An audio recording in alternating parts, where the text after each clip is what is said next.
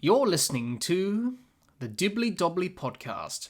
Remember to like, share, comment, subscribe, and click the bell to make sure you get the latest episodes of the podcast. Be sure to like and share our Facebook page and follow us on Twitter and on Instagram. Now, that's the talking about yourself bit, Mark. Let's get into this cricket discussion. I chose some topics to talk about and discuss today in this discussion. The first one is, what is mental health? People have often heard this term used a lot, mental health, but are often confused by what it actually means. So, Mark, can you tell us, what does mental health actually mean? Well, yeah, it is a good question.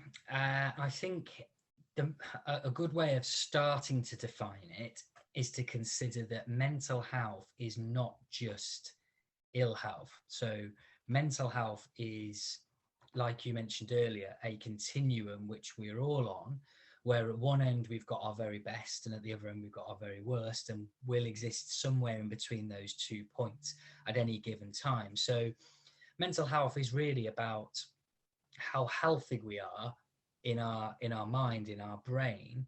And for me, it has to be about what we can do positively to prevent there being illness, to not just say we wait along for the illnesses to come around. But it is important also to acknowledge that side of it, where there can be problems, and recognizing some of the signs and symptoms of a decline in our mental health. And I always think it works best to consider mental health as closely linked to physical health as we can, in that for physical health we consider the fitness element, the day-to-day element, as well as perhaps the injuries or the problems.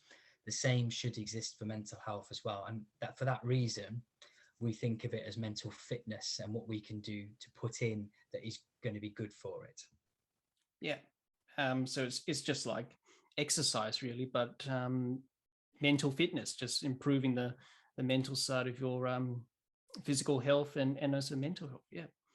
Hi, everyone. If this discussion on mental health has raised any questions about your mental health and well-being, please seek help from the various organisations in your country. If you live in Australia or the UK, please check out the links in the description.